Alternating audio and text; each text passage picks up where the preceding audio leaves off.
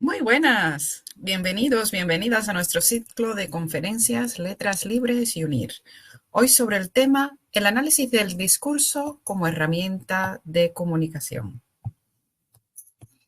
Nos acompaña Luis Antonio Espino, que nos hablará sobre cómo se debe revisar un discurso o si se puede manipular la realidad. Bienvenido, Luis. ¿Qué tal, Yanelis? Muy buenos días. Buenos Muy días a buenas, todos. ¿Cómo muy están? buenas. Muy bien, bueno, para nosotros muy buenas tardes, es lo que tienen los contextos transatlánticos, ¿no?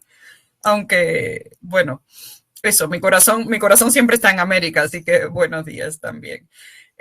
Luis es analista político mexicano, consultor en comunicación y nos comentará cuál es el sentido, el buen sentido de analizar los discursos en el mundo, donde se ha empezado a cuestionar la existencia de la verdad. Luis es colaborador en este medio, en Letras Libres, y nos invitará también a reflexionar sobre la relevancia del estudio de los discursos en el contexto actual, sobre todo algo tan relevante en la situación política global. Durante los últimos 20 años, Luis ha elaborado discursos creando narrativas, entre, está, ha realizado investigaciones en oratoria, persuasión, manejo de los medios, ha diseñado estrategias de comunicación para los principales líderes políticos, empresariales y de la sociedad civil de México y de otros países. Ha sido consultor en importantes campañas políticas, asesorando a candidatos a la presidencia, gobernaturas, alcaldías y escaños legislativos. Y también ha tenido una presencia frecuente en la televisión, la radio y los medios, donde analiza la comunicación de líderes políticos y de ámbitos como el deporte o la empresa privada. Desde el año 2003 tiene una columna de opinión en Letras Libres y en el año 2021 publicó su primer libro, López Obrador, El poder del discurso populista. Nuevamente, bienvenido, Luis. Muchas gracias por estar con nosotros y Gracias. os invitamos a disfrutar de esta magnífica charla. Muchas gracias, Yanelis. Buenas tardes a todas y a todos. Gracias por conectarse a esta plática. Y bueno, me gustaría comenzar contándoles un poco cómo comencé yo a escribir primero discursos antes de volverme analista del discurso, título que la verdad al principio nunca pensé que llegaría yo a tales extremos profesionales, pero yo empecé a escribir discursos en el sector público. Eh, yo estudié toda mi fase académica, todos mis estudios universitarios estaban orientados a la administración pública y al servicio público en México, y fue por, la verdad, de absoluta casualidad que un día escribí algunas cosas en un lugar que yo trabajaba, en un instituto que se dedicaba eh, a lograr el acceso ciudadano a la información del gobierno. Escribí unas notas, le gustaron mucho a mis jefes y me empezaron a pedir primero un PowerPoint. Me dijeron, ¿por qué no haces un PowerPoint explicando estos puntos que los explicas muy claramente? Y de ahí una cosa llevó a la otra, y comencé, me sorprendí a mí mismo escribiendo mis primeros discursos hace ya un poquito más de 20 años. Y de ahí seguí avanzando en otros cargos, y siempre terminaba yo interesado y responsable de temas de comunicación y de discurso, hasta que llego a trabajar con un presidente en México, con el entonces presidente Felipe Calderón. De 2007 a 2012 formé parte del equipo de discurso del presidente de México, eh, y pues confieso que nunca estudié formalmente el tema de redacción de discursos, como ahora sí sé que en muchas universidades existen, digamos, ya los cursos específicos para esta materia. Lo fui haciendo, fui aprendiendo sobre la marcha. Sí tomé algunos cursos, sin duda, a lo largo del camino, pero digamos que mi formación no es en comunicación ni en letras, sino una formación técnica en economía, ciencia política, seguridad nacional y administración pública. Y yo tenía un sueño, como dice el famoso discurso de Martin Luther King, aunque mi sueño era mucho más mundano. Yo tenía un sueño profesional. Cuando redactaba los discursos del presidente, me metía, en esos años empezaba YouTube, y me metía yo a ver muchos videos de discursos de presidentes de Estados Unidos, y eran los años de Obama, de Barack Obama. Y Obama, para mí, es el mejor orador, el mejor comunicador político de nuestra generación, el mejor de en lo que va del siglo XXI.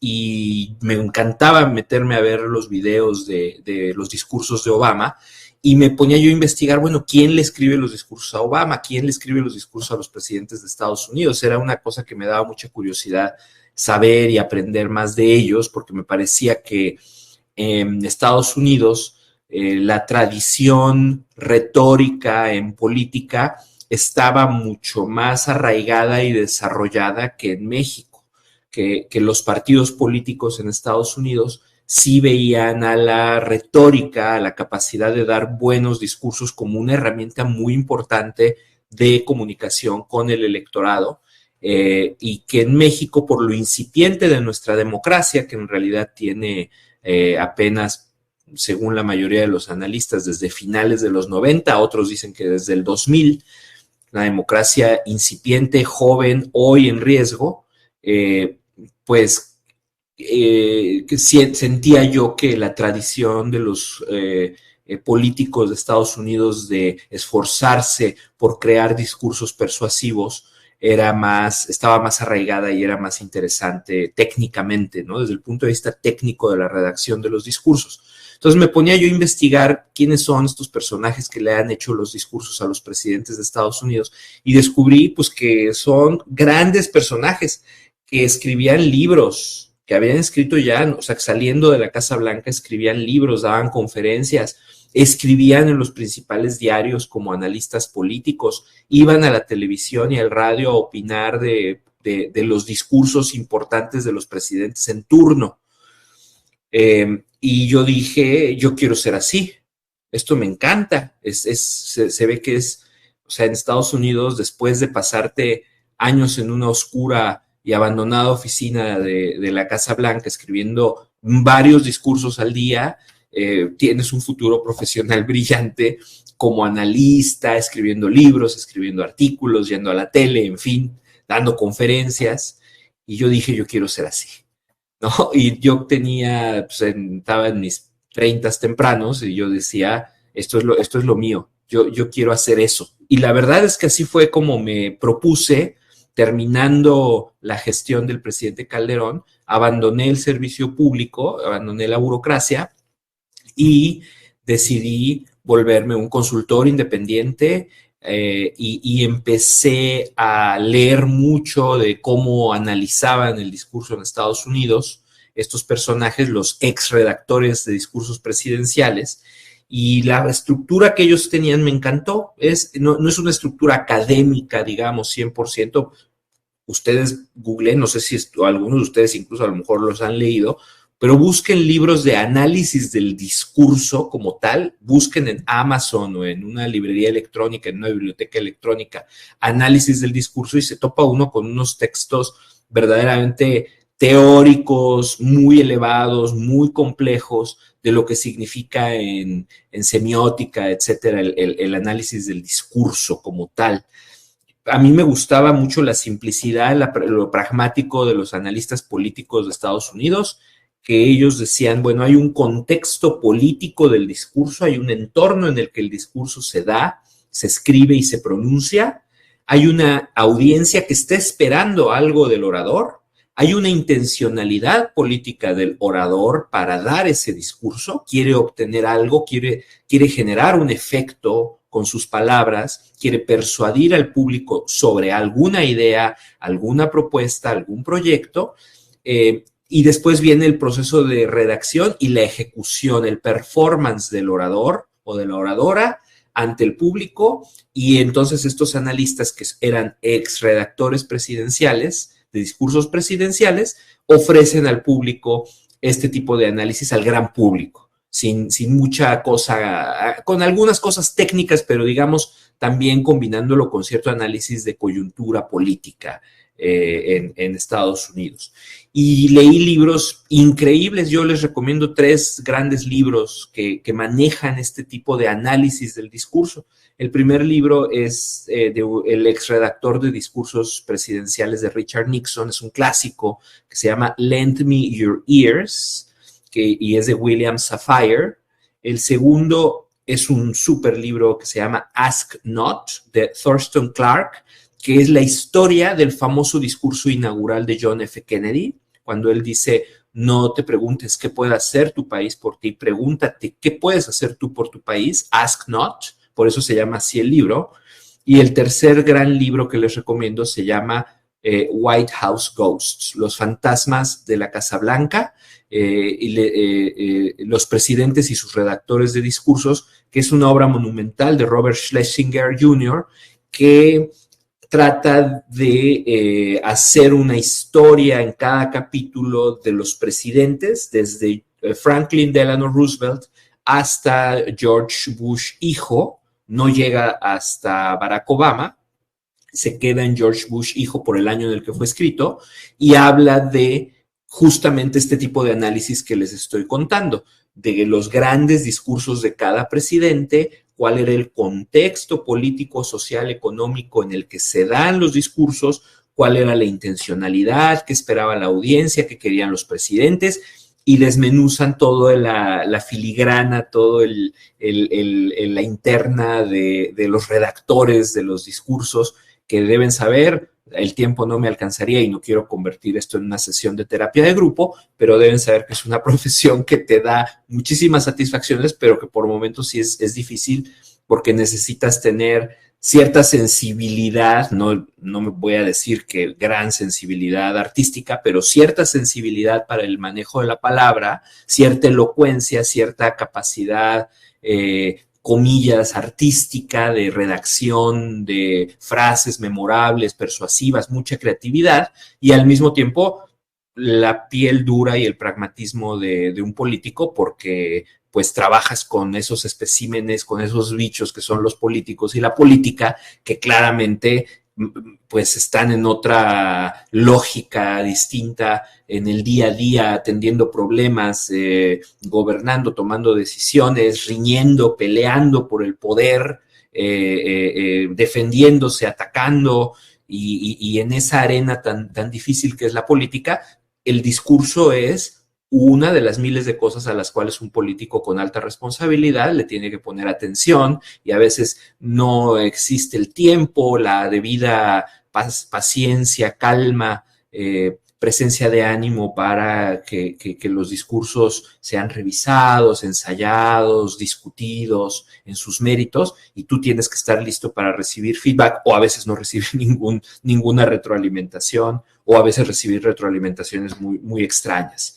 Entonces, todo este preámbulo es para contarles por qué empiezo a hacer análisis en Letras Libres. En Letras Libres me abre las puertas Letras Libres muy generosamente en el año 2014, me parece que fue cuando empiezo, 2014 o 2015, y me abre las puertas Letras Libres y empiezo a ofrecerle al público cada semana más o menos un artículo sobre lo que yo consideraba un discurso interesante o importante que se haya dado en esa semana.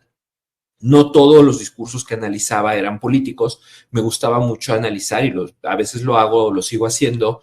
Por ejemplo, ahora es temporada de graduaciones en Estados Unidos, en las universidades, y no sé si han visto que pues, en esas ceremonias de graduación se invita a un orador famoso, no necesariamente un académico o un político. La Universidad de Duke, por ejemplo, acaba de invitar al actor cómico Jerry Seinfeld, muy famoso en Estados Unidos, y dan discursos de graduación, en este caso humorísticos. Para mí eso es una gran escuela de retórica, de persuasión, porque hay unos discursos de graduación en Estados Unidos extraordinarios. Yo he tenido oportunidad de redactar un par de discursos de graduación para universidades de Estados Unidos, y por otro lado hay unos que son, francamente, pues caen de espaldas porque no logran su objetivo. Entonces siempre me gusta estar viendo, estar leyendo y estar escuchando constantemente estos discursos.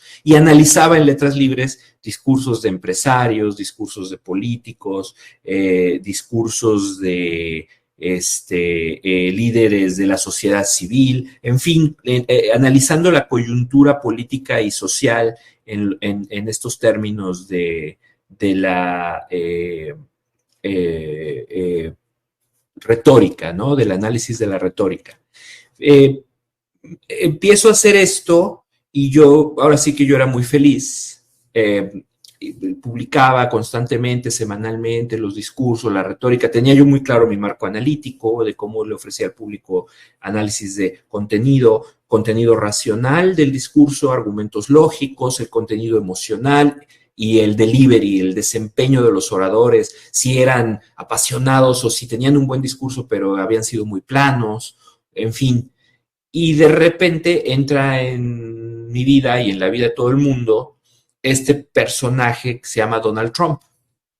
Entonces ahí, pues todo lo que creía yo entender sobre lo que debe ser una buena estrategia de persuasión política salta por los aires.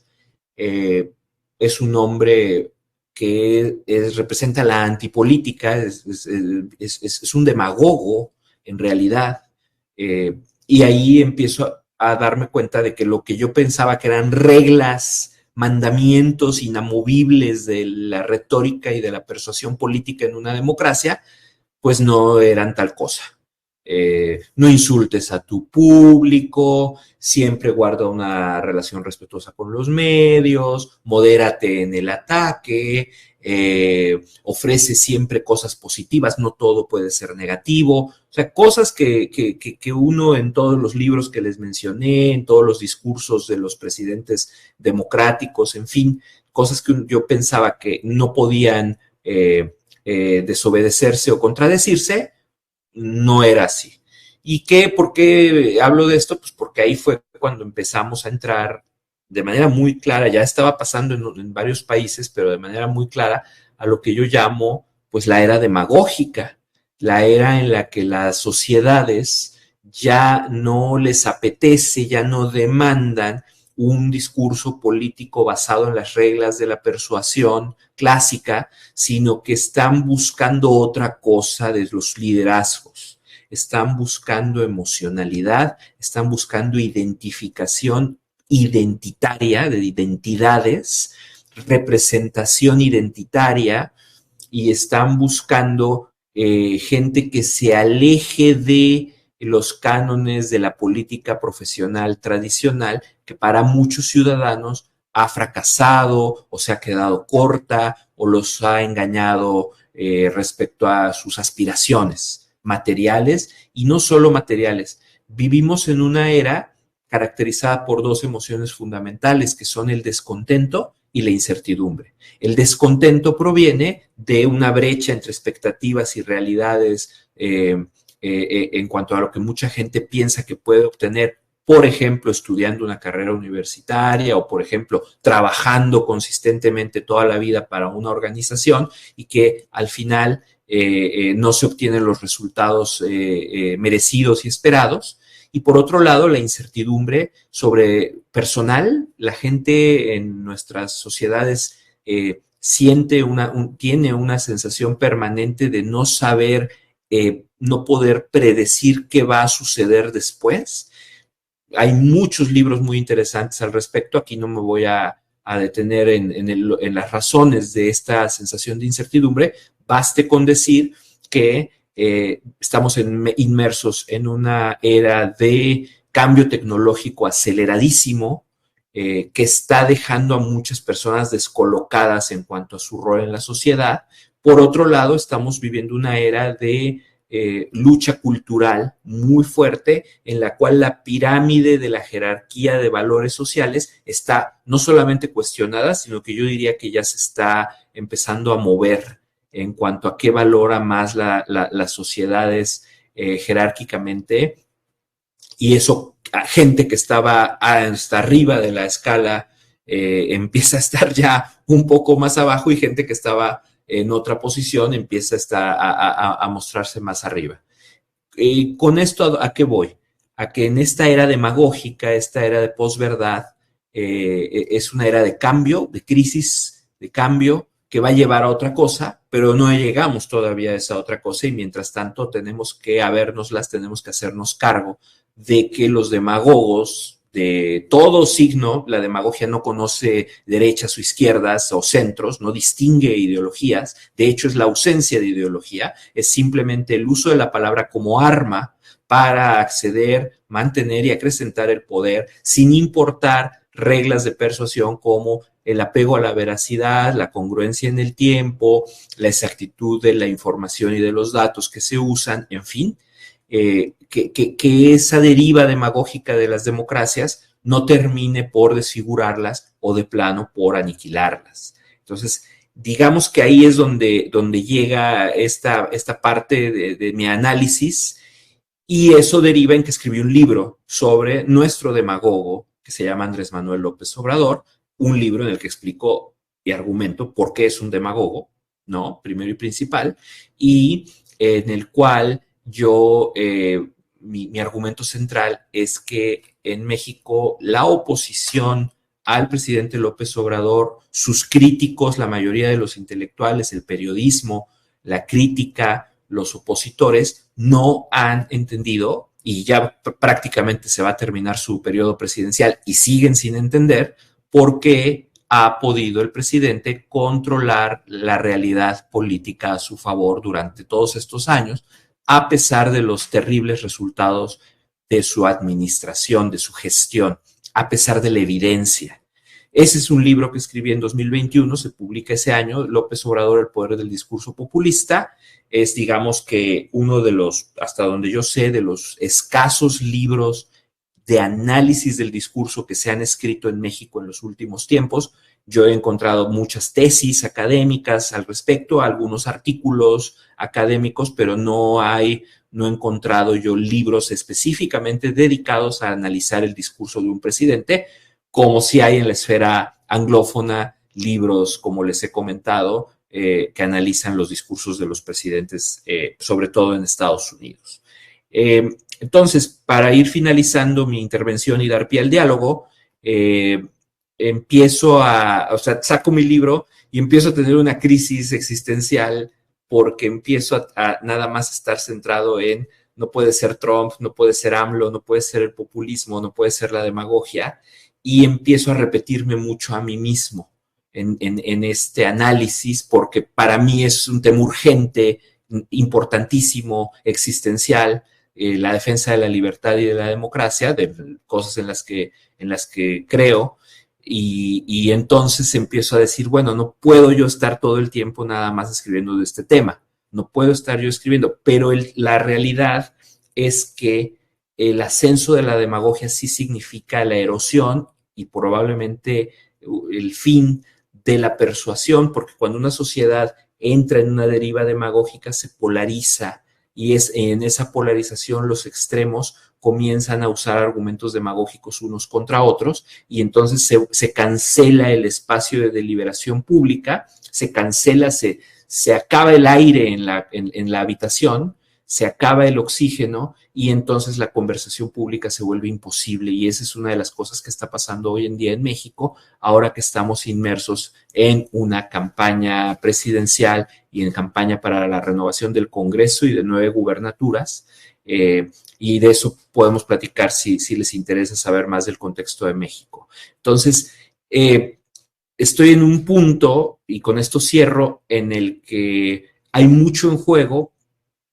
Hay que defender la deliberación, hay que defender a la palabra como instrumento de diálogo y de deliberación política y social para resolver los problemas, pero el público no está demandando eso y por eso están surgiendo y logrando gran éxito político figuras que emplean la demagogia, sean de derecha, sean de izquierda, sean viejos, sean jóvenes, no importa. la demagogia es la materia prima, es con lo que están logrando un gran éxito.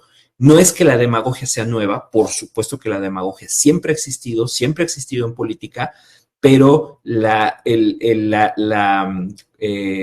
porcentaje de demagogia que hoy domina el discurso y la conversación pública ya rebasó cualquier límite de lo que previamente existía, sin que exista una sanción social y política al respecto. Entonces, con esto finalizo esta primera exposición y me interesa mucho escuchar sus preguntas, sus comentarios, que me digan si ustedes han dado un discurso, han escrito discursos o han leído discursos que les gustan para que podamos conversar al respecto.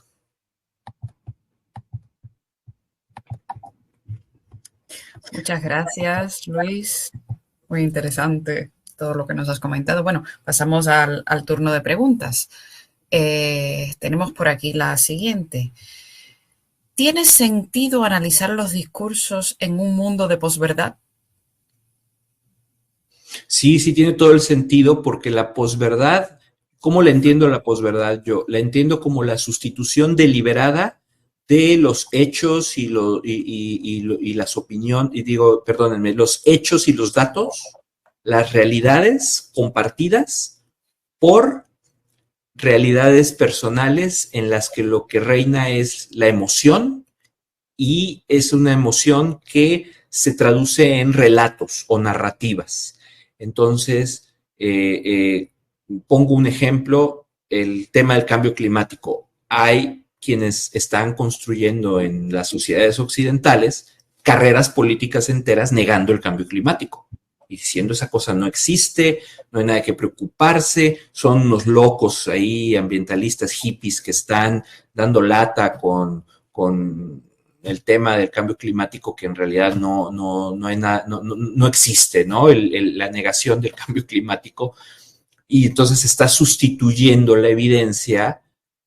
No estoy diciendo que la evidencia sea perfecta o que la ciencia ya tenga todas las respuestas ante el cambio climático, por supuesto que no, así no funciona la ciencia, pero cuando quieres obtener poder negando la evidencia y sustituyéndola con un relato que favorece a tus intereses, entonces eres un demagogo. Y ahí es donde sí es más importante que nunca analizar discursos para identificar quiénes son los demagogos, cómo funciona la demagogia, por qué es tan eficaz, por qué gente aparentemente razonable, sensata, con educación superior, cae redondita en el garlito, y sobre todo qué podemos hacer para ponerla en su lugar y darle su justa dimensión, y que no se vuelva la fuerza dominante de todos los partidos políticos a izquierda, derecha y centro, ¿no? La siguiente pregunta dice, ¿crees que la defensa de la verdad es sinónimo de la defensa de la libertad? Sí, porque pues es la frase clásica, la verdad nos hará libres, ¿no? Una democracia que supone que existe ciudadanos que somos iguales entre nosotros en derechos y en dignidad, y que por lo mismo cada uno tiene derecho a emitir un voto y que cada voto cuenta igual. Pero para emitir ese voto, en teoría, necesitas estar bien informado y emitir un voto además razonado. ¿Y eso cómo se hace? Pues comparando las opciones que tienes enfrente. Bueno, pero esas opciones que tengo enfrente, ¿quién me las describe? Pues me las describen los propios políticos y me las describe un ecosistema de medios de información, y ahora todo lo vemos a través de unos filtros, unos anteojos que se llaman redes sociales, que tienen un gran impacto y que en buena medida explican el ascenso de la demagogia como fuerza dominante de la conversación pública global. Entonces, si tú no tienes acceso no a la verdad universal, porque hay una verdad, cuando luego dices la verdad, la gente se imagina la verdad revelada, el divino verbo, cosas religiosas como que no puedes cuestionar, pero eso es dogma, eso no es verdad, eso es dogma.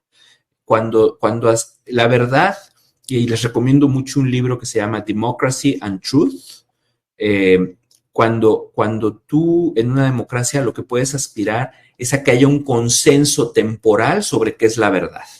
Entonces, en nuestra generación, en nuestros tiempos, podemos crear un consenso temporal con la evidencia que tenemos a la mano de que el cambio climático es malo. No nos puede pasar, tenemos que hacer algo para frenarlo, ¿no? Con la evidencia disponible hasta ahora, hemos generado ese cierto consenso social al respecto. Entonces, si no hubiera demagogia y en una sociedad deliberativa, lo que ocurriría es que entonces nos pondremos a discutir la mejor manera de combatir el cambio climático.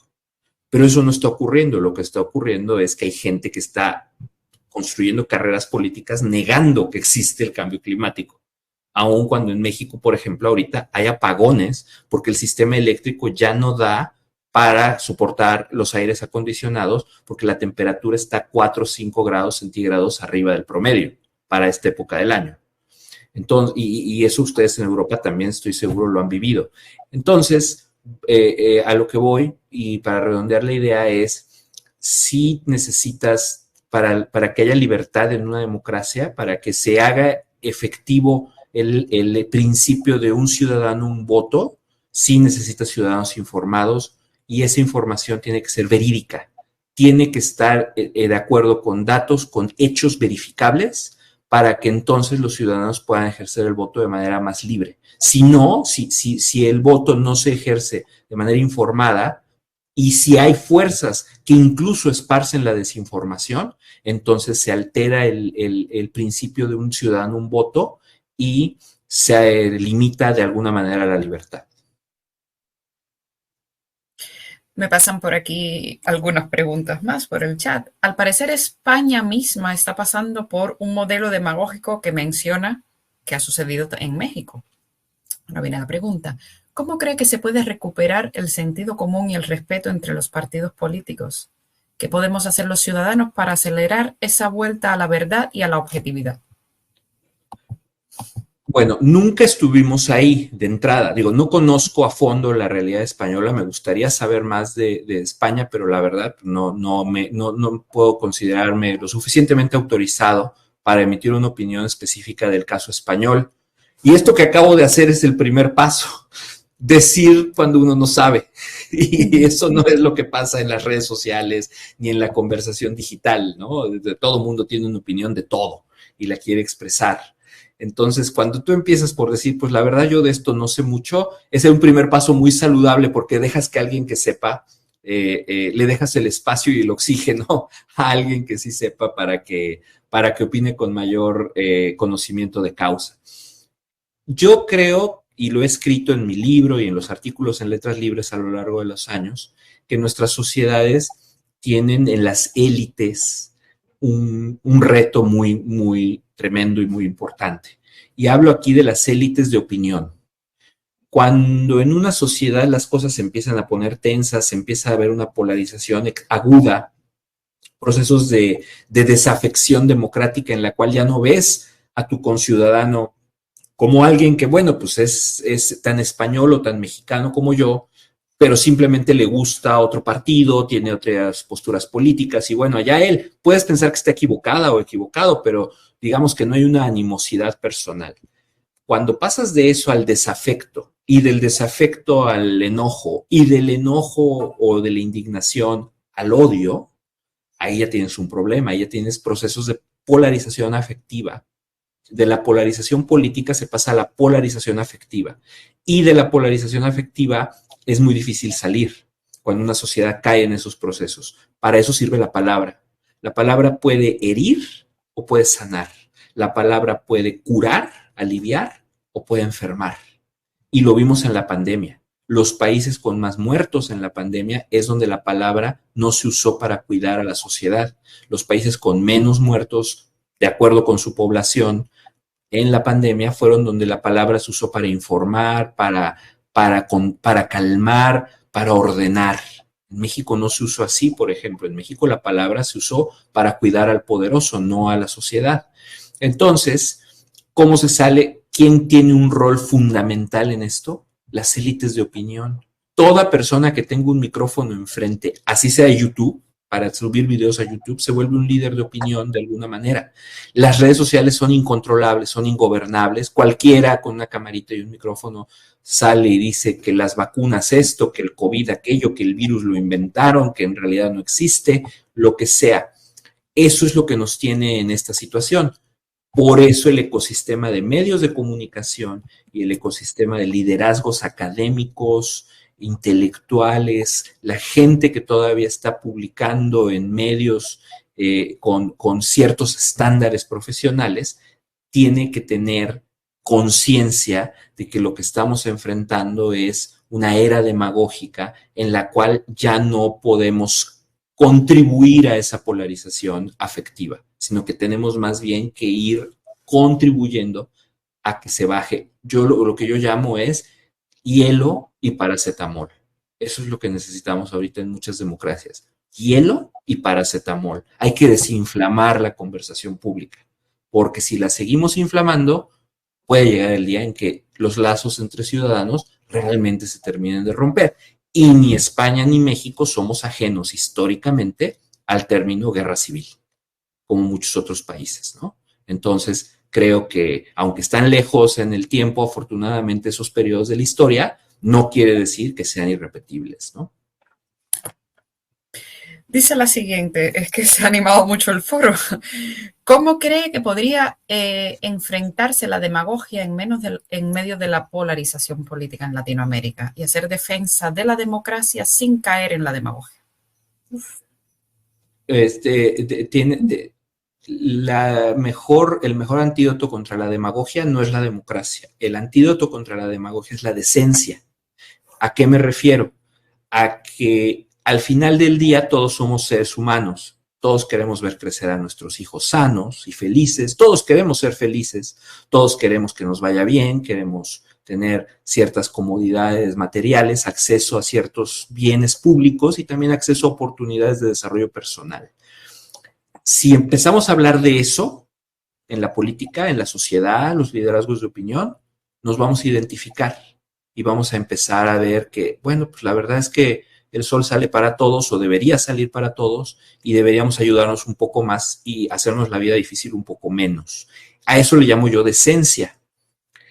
Si empezamos a hablar más de, no, pero es que tú eres de este grupo de la sociedad y entonces como tú eres de ese grupo de la sociedad, no me entiendes a mí, no me puedes entender a mí.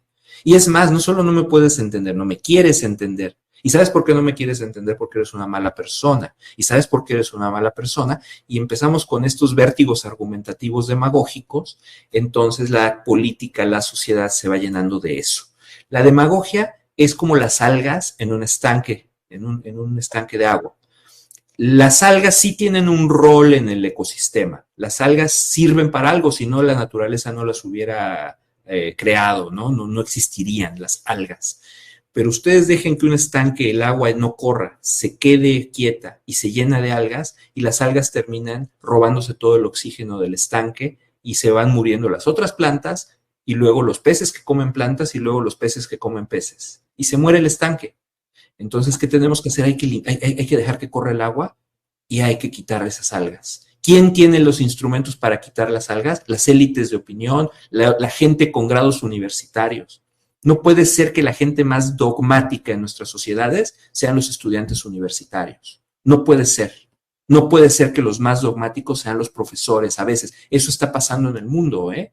La gente que tenemos el privilegio, la oportunidad de recibir más instrucción formal y tener acceso a más información, deberíamos ser los más tolerantes, los más abiertos, los más dispuestos al diálogo. Ahí empieza la lucha contra la demagogia. Es ahí, los que recibimos más tenemos que dar más. Y entonces, bajo ese principio, los que tenemos más capital cultural, académico, intelectual, social, tenemos la responsabilidad de portarnos mejor en la arena pública. Y creo que ahí es como podríamos empezar a desinflamar con hielo y paracetamol. Ya pasamos a la última. Dice, está habiendo una proliferación de líderes políticos de marcado carácter populista en la actualidad. ¿Qué peligros acarrea esta situación para la sociedad y cómo podríamos detener este proceso? El peligro es, como siempre que surgen liderazgos demagógicos, que la lucha por el poder se transforme y se pervierta, se rompan los mecanismos de la democracia entendida como elecciones libres, pluralidad partidista, división de poderes, pesos y contrapesos, respeto a los derechos de las minorías, la democracia liberal. La democracia liberal es muy imperfecta, pero ustedes lo han oído miles de veces, pues es lo menos malo que hemos inventado para que el poder pase de unas manos a otras sin que haya sangre de por medio. Entonces, es importante concientizar a las sociedades de que la democracia no es un fin en sí mismo, es un medio, es un instrumento justamente de convivencia, ¿no? Hay un gran libro que a mí me gusta mucho que se llama Fuego y cenizas, éxito y fracaso en la política, de Michael Ignatieff, que es un político canadiense que venía de dar cátedras de filosofía en Oxford y en Harvard y en las mejores universidades del mundo, y después se mete a política en Canadá y busca ser miembro del Parlamento y después busca ser primer ministro y fracasa miserablemente en su carrera política. Y entonces este libro me gusta mucho porque ofrece respuestas a estas preguntas de una manera muy didáctica.